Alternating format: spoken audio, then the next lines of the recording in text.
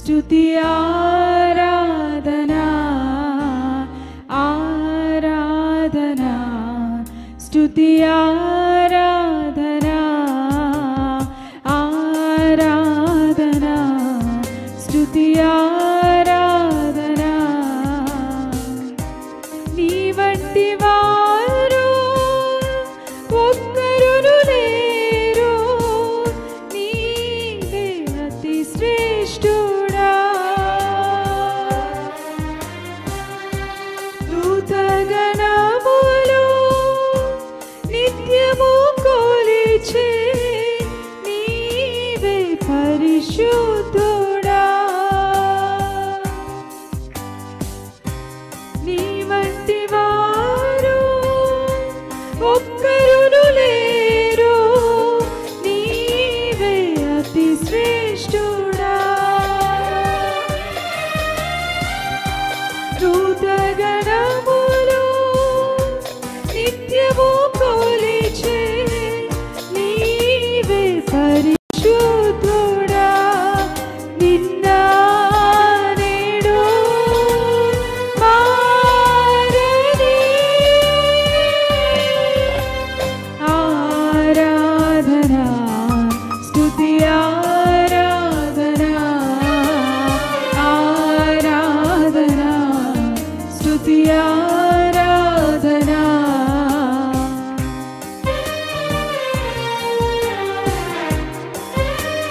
నీకు ఆరాధన స్వామి అయా అబ్రహాము ఇస్సాకు బలి ఇచ్చిన ఆరాధన నీకే యేసయ్యా రాళ్లతో చంపబడిన స్టెఫను వలె ఆరాధన రాజా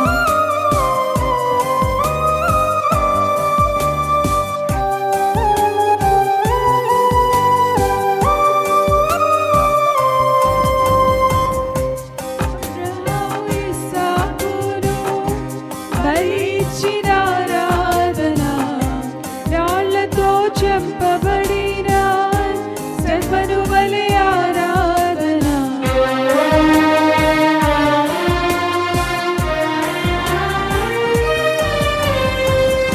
అబ్రహాము ఇస్సాకును బలి ఇచ్చిన ఆరాధన రాళ్లతో చంపబడిన స్టెఫను వలె ఆరాధన ఆరాధన స్తుతి ఆరాధనా ఆరాధనా స్తుతి ఆరాధనా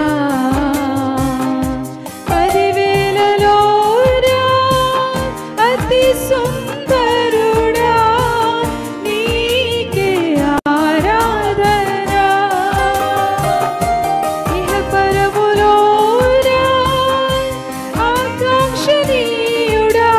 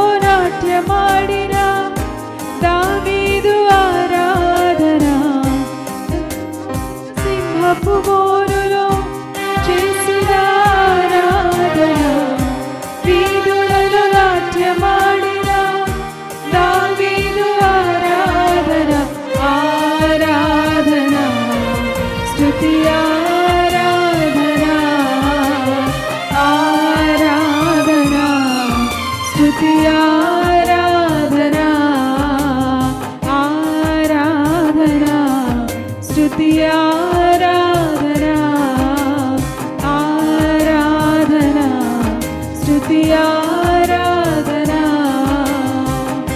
నీ వంటి వారు ఒక్కరును లేరు, నీవే అతి శ్రేష్ఠుడా.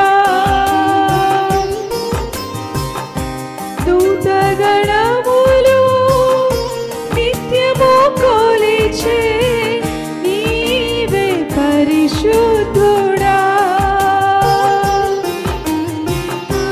నీ వంటి వారు ఒక్కరును లేరు, నీవే అతి శ్రేష్ఠుడా.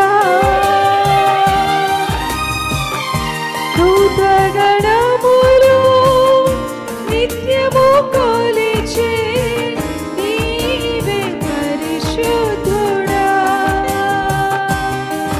నిన్న నేడు మారని ఆరాధనా, స్తుతి ఆరాధనా, ఆరాధనా, స్తుతి ఆరాధనా.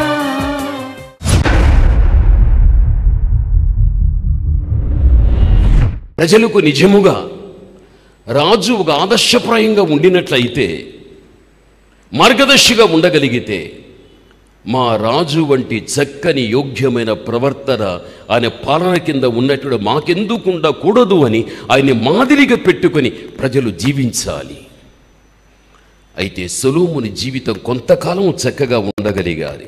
ఆ తరువాత అన్య స్త్రీలతో తాను సహవాసం చేసిన కారణాన్ని బట్టి సొలొమోను యొక్క మనస్సును తిప్పివేసిరి అని బైబిల్ చెబుతూ ఉంది.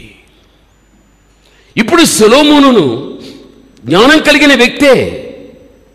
జ్ఞానము కలిగిన వ్యక్తిని సొలొమోను జ్ఞానము లేనివాడు అనేంత పరిస్థితి సొలొమోను తెచ్చిపెట్టుకున్నాడు అంటే నిజంగా ఎంత బాధకరమైన విషయం అది, ఎంత బాధకరమైన విషయం అది. బైబిల్ చెబుతూ ఉంది కదా, ప్రభునందు ప్రియమైనటువంటి వాళ్ళ సొలొమోను జ్ఞానవంతుడు అని. అయితే తన యొక్క చివరి దశలో ఎంత జ్ఞానవంతుడైనా జ్ఞానము లేనివాడు అనే మాట చెప్పించుకోగలిగాడు అంటే ఒక విధంగా దేవుని అవమానం చేసిన వ్యక్తి కాదా? ఇక చివరికి సొలొమోను కూడా తర్వాత వచ్చేటువంటి తరాలలో జీవించేటువంటి లేక ఈ తరములో జీవించేటువంటి మనకు సొలొమోను ఏదైనా కానీ మనం అతని మార్గదర్శకంగా పెట్టుకోవడానికి అవకాశం ఉందా? లేక అతని మాదిరిగా పెట్టుకొని అతనిలాగా మనం బ్రతుకుదామనటానికి ఏదైనా అవకాశం ఉందా? మన ఆత్మీయ జీవిత ప్రయోజనార్థకంగా సొలొమోను ముందు పెట్టుకొని నడవటానికి ఏమీ లేవక్కడ. ప్రారంభ జీవితం ఏదైతే ఉండగలిగాదో దేవుని పిలుపు వచ్చేంత వరకు కాపాడుకోవాలి, కొనసాగించుకోవాలి. నీవు అంతే.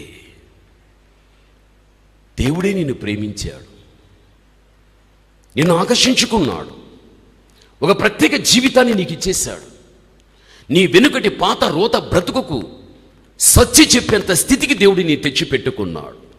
అమ్మా, అయ్యా, నీకోసమే వచ్చేసాను లోకానికి, నీకోసమే సిలువ మీదకి ఎక్కేశాను, నీకోసమే రక్తం చిందించేశాను, చిందించబడిన రక్తంతో నేను కడిగేసుకున్నా. నీవు నాదానివి, నీవు నావాడివి, ఒక పవిత్రత నేను ఇచ్చేసా, నీకు కాపాడుకో, నువ్వు కొనసాగించుకో, నీవు నా స్వకీయ జనం అని దేవుడు ఇలాగ తన ప్రేమను మన ఎడల వెల్లడి చేసేటప్పుడు ఎక్కడ కానీ ఆయనకు మళ్ళీ మనం ఇబ్బందిని కలిగించేటువంటి అసభ్యకరమైనటువంటి ప్రవర్తన విధానం మన వ్యక్తిత్వంలో ఎక్కడ కానీ కనపరచకుండా జాగ్రత్తగా జీవించడం ఎంత మంచిది, ఎంత మంచిది. ఎన్నోసార్లు మీరే చెబుతూ ఉంటారు, ఇంట్లో ఉన్నవారినైనా మీరు ఎవరినైనా కానీ మీ దగ్గరికి పిలిపించి ఒక పనిని అప్పగించేసి ఆ పని చేయమని చెప్పినప్పుడు వాడు చేసే పనిలో ఏదైనా వ్యత్యాసం కనిపిస్తే, నీకు కోపాన్ని కలిగించేది వేస్తే నువ్వు వెంటనే తిట్టేస్తావు. అసలు నీ బుద్ధి ఉందా, ఎందుకు అలా చేసావు? నీకు బుద్ధుందా ఎందుకు ఇలా మాట్లాడేశావు? నీకు బుద్ధుందా ఎందుకు అబద్ధం చెప్పావు? నీకు బుద్ధుందా ఎందుకు వారిని మోసం చేశావు? నీకు బుద్ధుందా వారికి ఎందుకు అన్యాయం చేశావు? బుద్ధి లేనివాడుగా బ్రతుకుతున్నావే. మనిషిలోని కనిపించే ప్రతి పొరపాటును కూడా నువ్వు ముందు పెట్టుకుని ప్రతి దానికి బుద్ధి ఉందా, జ్ఞానం ఉందా, తెలివి ఉందా అని ఎన్ని చివాట్లు పెట్టేస్తూ ఉంటాం. అందుకే గుర్రములు బండల మీద పరిగెత్తున అట్టి స్థలములో ఎవడైనా ఎద్దులతో దున్నగలడా? వాడిని దృష్టికి కనిపిస్తే బుద్ధి లేనివాడని అంటామే. ఈరోజు మన వ్యక్తిగత జీవితంలోనికి వచ్చినప్పుడు మనం ఏదైనా దేవునికి వాక్యానికి భిన్నంగా మనం ప్రవర్తించేటప్పుడు మనకు బుద్ధి ఉందా? మనకు జ్ఞానం ఉందా? మనకు తెలివి ఉందా? ఆలోచించుకో. బైబిల్ గ్రంథాలు చూడు. బైబిల్ ఏం చెబుతుందో తెలుసా? చదువుకుందాం. 2వ దినవృత్తాంతం 26:17. ఇతడు అధికారం కలిగినవాడు, జ్ఞానం కలిగినవాడు. ఇతని పరిస్థితిని చూస్తే కాస్త బాధకరం అనిపిస్తుంది. 2వ దినవృత్తాంతం 26:17 చదువుకుందాం. బైబిల్ ఈ విధంగా చెబుతుంది. 2వ దినవృత్తాంతం 26:17 వచనాన్ని చదువుకుందాం. యాజకుడైన అజర్యాయు అతనితో కూడా ధైర్యవంతులైన యెహోవా యాజకులు 80 మంది అతని వెంబడి లోపలికి పోయిరి. చదువేనా? వారు రాజైన ఉజ్జియాను ఎదిరించి ఉజ్జియా యెహోవాకు ధూపము వేయుటకై ప్రతిష్ఠించబడిన అహరోను సంతతి వారైన యాజకుల పనియే గాని నీ పని కాదు. పరిశుద్ధ స్థలములో నుండి బయటికి పొమ్ము. నీవు ద్రోహము చేసి ఉన్నావు. దేవుడైన యెహోవా సన్నిధిని ఇది నీకు ఘనత కలుగజేయదని చెప్పగా. చూడండి, ఘనత కలుగ చెయ్యదని చెప్పగా ఇక్కడ వరకు మనం ఆగుదామా? ఇద్దరు చదువుకుందాం. ఇక్కడ మనకు అజర్యా కనిపిస్తున్నాడు, ఉజ్జియా కనిపిస్తూ ఉన్నాడు. ఈ ఉజ్జియా ఒక రాజు. యాజకుడు చేయవలసిన పని యాజకుడే చేయాలి. ఆ రోజున లేవి గోత్రములో దేవుడు అహరోను యొక్క కుటుంబాన్ని ఎన్నిక చేసుకోగలిగాడు. అహరోను యొక్క సంతతి యాజక ధర్మాన్ని జరిగించాలి. అయితే ధూపాన్ని తీసుకుని ఎప్పుడైతే దేవుని మందిరములోనికి వెళ్ళగలిగాడు, అజర్యా అంటున్నాడు, నువ్వు చేసేది మంచిది కాదు. అతని దగ్గర 80 మంది ధైర్యవంతులైనటువంటి యాజకులు ఉంటున్నారు. తప్పు చేస్తున్నావు నీ ఉజ్జియా. ఇది నీ పని కాదు. యాజకుల ద్వారా హెచ్చరిక పొందినప్పటికీ కూడా ఉజ్జియా కూడా తనకు కూడా తెలుసు, ఇది నా పని కాదు, ఇది తన పని కాదని తనకు తెలిసిన వారి చేత చెప్పించుకున్న అతడు ఏమాత్రం కానీ బుద్ధి లేనివాడుగా, జ్ఞానము లేనివాడుగా వారి మధ్యన వ్యవహరించి ఎప్పుడైతే ధూపార్తిని చేత పట్టుకుని ధూపద్రవ్యం వేసి యెహోవా మందిర ఆవరణములోనికి అనగా దేవుని మందిరములోనికి తాను వెళ్ళిపోగలిగాడు. తర్వాత చదువుకుందాం. ఉజ్జియా ధూపం వేయటానికి ధూపార్తిని చేత పట్టుకొని రౌద్రుడై యాజకుల మీద కోపము చూపెను. చూడండి, యాజకుల మీద కోపాన్ని చూపించాడు. యెహోవా మందిరములో ధూపపీఠము ప్రక్క అతడు ఉండగా యాజకులు చూస్తూ ఉండగానే ఉన్నప్పుడు అతని నొసట కుష్ఠరోగం పుట్టెను. అతని నుదుట కుష్ఠరోగము పుట్టెను. చూడండి, ఇది నువ్వు చేయవద్దయ్యా, ఇది ప్రమాదమయ్యా అని వారి చేత తాను చెప్పించుకోవలసిన పని లేదు. తనకే తెలుసు, యాజకుడైన వాడే చేయాలి యాజక ధర్మం, అది నా పని కాదు. ఉజ్జియాకు తెలిసి కూడా ఆ విషయములో ఎక్కడ కానీ జ్ఞానము బుద్ధి లేకుండా వాటిని పోగొట్టుకుని బుద్ధి లేనివాడుగా జ్ఞానము లేనివాడుగా వ్యవహరించాడు. ఇక చివరికి యాజకులు కూడా కోపపడిపోయారు. అడ్డొచ్చిన వీరి మీద కూడా ఉజ్జియా కోపపడిపోయాడు, ఉగ్రుడైపోయాడు, రౌద్రుడైపోయాడు. చివరికి యాజకులు అందరూ చూస్తూ ఉండగానే అతని నుదుట మీద కుష్టు వ్యాధి వచ్చేసాది. కుష్టు వ్యాధి. ఉజ్జియాకు తెలుసు, నేను చేయకూడదు ఇది, దానికి నియమితులు వీరే. జ్ఞానము లేని వ్యక్తిగా వ్యవహరించాడు. పోని తనకు జ్ఞానము కలిగేటట్టుగా, బుద్ధి కలిగేటట్టుగా వారందరి చేత హెచ్చరిక పొందినప్పటికీ కూడా బుద్ధి రాలేదు. ప్రమాదం ఉంది ఉజ్జియా రాని, వెంటనే నుదుటి మీద కుష్టు వచ్చేసాది. అక్కడ నుండి అతన్ని గెంటేశారు, ఒక ఇంట్లో పడేశారు. చచ్చిపోయేంత వరకు కూడా ఆ ఇంటికే పరిమితి అయిపోయాడు. ఆ ఇంటికే పరిమితి.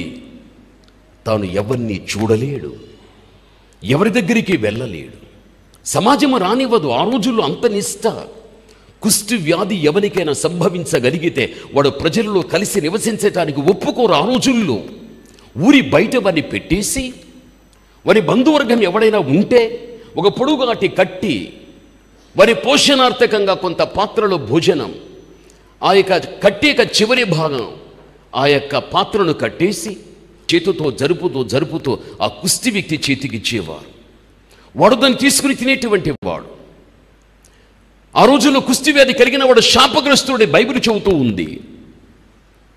ఒక రాజుగా ఉన్న వ్యక్తి అంత దుస్థితికి రాగలిగాడు అంటే దేవుడిచ్చిన జ్ఞానాన్ని పోగొట్టుకున్నాడు, బుద్ధి తెలివిని పోగొట్టుకోగలిగాడు. తనంతకు తానే ప్రమాదాన్ని తెచ్చిపెట్టుకోవడం బైబిల్లో చూస్తున్నాం. ఈరోజు మీరు అంటూ ఉంటారు కదా, అరే ఈమె ఎంత మంచి బ్రతుకు బ్రతికింది, ఇతడు ఎంత మంచి బ్రతుకు బ్రతకగలిగాడు, ఈరోజు నా బ్రతుకు, ఆ జీవితం, ఆ వైభవం ఈరోజు లేదే. ఒక రోజున వీరందరూ కూడా దయాగుణాన్ని కలిగినప్పుడు ఎంతోమంది వీరు సహాయంగా వీరు ఉండగలిగారు. అయితే ఈరోజు వీరే అనేకుల దగ్గరికి వెళ్ళి భిక్షాటన చేసినట్టు అడుక్కుంటూ ఉంటున్నారు. వీరికి ఈ పరిస్థితి ఎందుకు వచ్చింది, ఈ పరిస్థితి వారికి ఎందుకు వచ్చింది అన్నప్పుడు వారి చరిత్ర చదువుతారు. నిజమే, వానికి ఆ పరిస్థితి రావటానికి వానికి భార్య ఉంది, వానికి పిల్లలున్నారు, వాని భార్య వాని పిల్లలను వదిలిపెట్టి వాడు పరిస్థితితో సంబంధం పెట్టుకుని వ్యభిచారములు ఉన్నాడు. కాబట్టే ఆ వ్యభిచార జీవితాన్ని వద్దని బంధువులైనా కుటుంబమైనా ఇతరులైనా చెప్పినప్పుడు కూడా వాడు నిలకుండా ఉండగలిగాడు. కాబట్టి ఈ రోజున వాని పరిస్థితి ఇతరుల దగ్గరికి వెళ్ళి భిక్షాటనకు కూడా వచ్చేసాడు. ఆరోగ్యాన్ని చెడగొట్టుకుని మంచం మీద పడగలిగాడు అని అనరా? మానవ జీవితానికి ప్రమాదాన్ని తెచ్చిపెట్టే పొరపాట్లు ఎప్పుడు జీవితంలో మనుషుడు పెట్టుకుని ఆ పొరపాట్లను బట్టి ప్రమాదం ఉందని తెలిసి కూడా వాడు వెళుతున్నట్టే బుద్ధి లేనివాడుగా బ్రతుకుతున్నాడు వాడు, జ్ఞానం లేనివాడుగా బ్రతుకుతున్నాడు వాడు. ప్రభునందు ప్రియమైన వాళ్ళారా, ఆ పరిస్థితి, ఆ జీవితం ఎక్కడ కానీ మనలో జరగకూడదు. నేను జ్ఞానం కలిగిన వ్యక్తిని, నేను తెలివి కలిగిన వ్యక్తిని, నేను బుద్ధి కలిగిన వ్యక్తిని అని నీకు నీవుగానే మెచ్చుకునేటట్టుగా ఉండాలి. ఇతరులు కూడా నిన్ను మెచ్చుకునేటట్టుగా ఉండాలి. ఆమె చాలా తెలివిపర్రాలు, అతడు చాలా బుద్ధిమంతుడు. ఎందుకు అంటే నీకున్న బుద్ధి జ్ఞానాన్ని బట్టి ప్రమాదాన్ని తెచ్చిపెట్టే పొరపాట్లు ఏది కానీ జీవితంలో జరగకుండా జాగ్రత్తగా నువ్వు బ్రతుకుతున్నావు. కాబట్టే అలా ఇతరుల ద్వారా నీవు అనిపించుకునే ఒక మంచి సాక్ష్యాన్ని కలిగిన వ్యక్తివిగా నీ ఉండడం అనేది జరుగుతుంది. ఈరోజు నువ్వు ఆలోచించు. బైబిల్లో దేవుడే డైరెక్ట్గా చెప్పేశాడు వారికి ఏమీ లేదని. తెలుసా, వారికి అసలుకి వివేచన తెలివి లేదు అని. దేవుడు ఎవరిని చూచి ఆ మాట అన్నాడు? చదువుకుందాం. ఉపధ్య 1వ అధ్యాయం 7వ వచనాన్ని చదువుకుందాం. ఉపధ్య 1:7 చదువుకుందాం. త్వరగా చదువుదాం. నీతో సంధి చేసిన వారు నీతో సంధి చేసిన వారు నిన్ను తమ సరిహద్దు వరకు పంపివేయుదురు. నిన్ను తమ సరిహద్దు వరకు పంపివేయుదురు. నీతో సమాధానముగా ఉన్నవారు నీతో సమాధానముగా ఉన్నవారు నిన్ను మోసపుచ్చి నిన్ను మోసం చేసి నీకు బలత్కారము చేయుదురు. నిన్ను బలత్కారం చేయుదురు. వారు నీ అన్నము తిని వారి నీ అన్నమే తిని నీ కొరకు ఉరి ఒడ్డుదురు. వారి నీ కొరకు ఉరి ఒడ్డుతారు. ఎదోమునకు వివేచన లేకపోయెను. చూడండి, ఎదోమునకు వివేచన లేకపోయెను. ఇక్కడ మనకి ఎవరు కనిపిస్తున్నారు? ఎదోము వారు. వీరికి ఏమీ లేదంటాడు, వివేచన లేదు, వారికి తెలివి లేదు, వారికి జ్ఞానము లేదు. ఎందుకు అంటే ఈ ఎదోము వారు ఎవరితో సంధి చేశారని బైబిల్లో చూస్తే మోయాబు వారితోనూ అమ్మోనీయులతోనూ తూరు వారితోనూ సీదోను వారితోనూ వీరు ఏం చేశారు అంటే సహవాసం చేశారు. నేను మళ్ళీ చెబుతాను. సిదోనీయులు, ఇక్కడ తూరువారు, అమోనీయులు, మోయాబీయులు ఈ ఎదోము వారితో సంధి చేసుకోగలిగారు. అంత ఐక్యత వారి ద్వారానే ఈ 4 గుంపుల వారు చక్కగా పోషించబడగలిగారు. వారి అక్కరలు ఏవైతే ఉంటున్నాయో అవన్నీ ఎదోము వారి గుంపుల వారు కూడా ఎదోము వారిని మోసం చేస్తారని, వారికి ఇబ్బంది కలిగిస్తారని, వారి ద్వారా ఎదోము వారికి ప్రమాదం ఉంది అని ఎవరు తెలుసుకోలేకపోయారు అంటే ఎదోము వారు తెలుసుకోలేకపోయారు. వారితో వీరు కలిసిపోయారు. ఎదోము వారిని చూస్తే మోయాబులు ఉన్నారు, వారితో అమోనీయులు ఉంటున్నారు, సిదోనీయులు ఉంటున్నారు, తూరు వారు ఉంటున్నారు. ఎదోములు చూసినప్పుడంతా ఈ జనాంగమంతా వారితోనే కలిసిపోయాది. అయితే వారితో కలిసి వారితోనే చక్కగా స్నేహం చేసి వారి సహాయాన్ని పొందుకుంటూ వారి చేతనే పోషించబడుతూ చివరికి వీరందరూ కూడా ఏం చేశారంటే ఎదోము వారికి ప్రమాదాన్ని తెచ్చిపెట్టారు. వారికి కీడు తెచ్చిపెట్టగలిగారు, వారికి హాని తెచ్చిపెట్టగలిగారు. వారు హాని తెచ్చిపెట్టినటువంటి వారు నాతో కూడా కలిసి ఉంటున్నారు అని తెలుసుకోలేకపోతున్నారంటే వారు ఏమీ లేనా? వారి బైబిల్ చెబుతుంది వివేచన లేదు, వివేచన లేదు. ఈరోజు ఎదోము వారితో ఈ 4 గుంపుల వారు కూడా కలిసి ఎలాగైతే ఉన్నప్పుడు వారి దగ్గర నుంచి మాకు ప్రమాదం ఉందనే విషయం వారికి తెలియలేకపోతున్నది అంటే వివేచన లేదు అని చరిత్ర మనకి ఎలా చెబుతున్నదో, ఇప్పుడు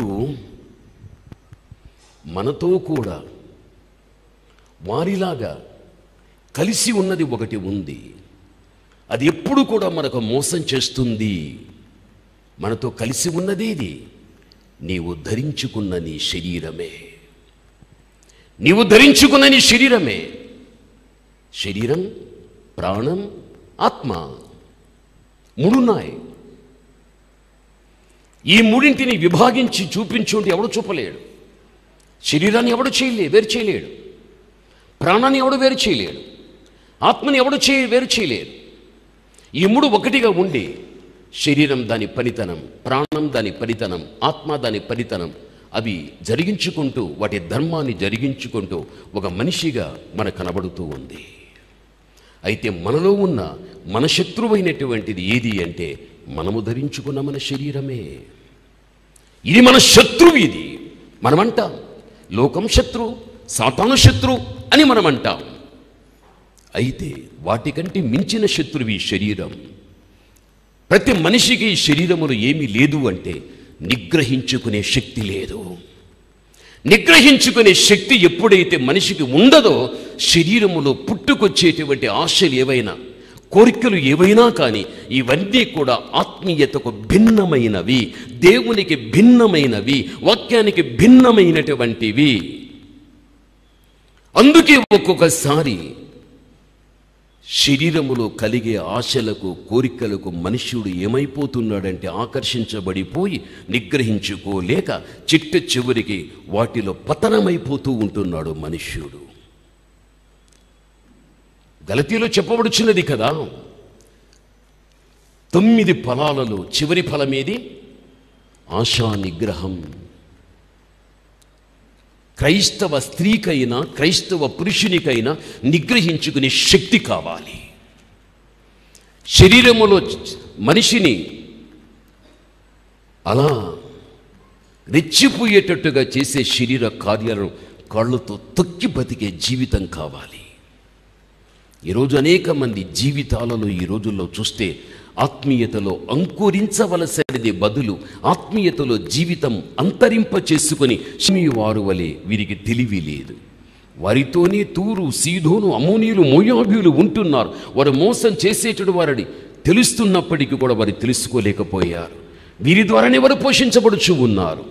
అదే రీతిగా మనము ధరించుకున్న మన శరీరపు యొక్క ఇచ్చల కోరికలే మనము జయించలేకపోతుంటున్నామంటే మనకు తెలివి లేదు, జ్ఞానం లేదు. యోసేపును చూడు,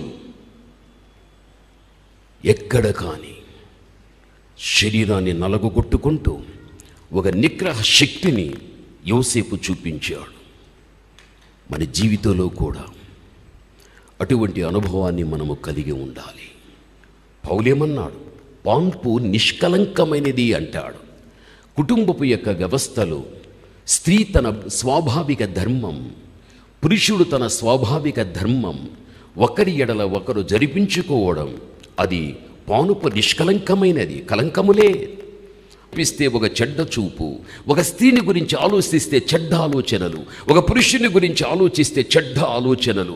ఎప్పుడైతే చూపు ద్వారా, ఆలోచనల ద్వారా ఇవన్నీ చెడ్డవిగా కాగలుగుతాయో వాటి కోసం వెతకడం జరుగుతుంది. ఆ తర్వాత సంపాదించుకోవడం జరగగలుగుతుంది. శ్రమ అనేది ఎంత ఉండినా తన యొక్క ఉపాయముతో ఏదో ఒక రోజున తాను ఆశించినది, తాను కోరుకున్నది అనుభవించాలని ముందుకు వెళ్ళగలుగుతాడు.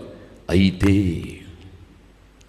అందులో కూడా ఎంత ఉపాయముగా ప్రయత్నించినా ఉపాయము తర్వాత అపాయముంది అనే విషయం తెలిసి కూడా అటువంటి జీవితం జీవిస్తున్నాడంటే వీన్ని ఏమనవచ్చు?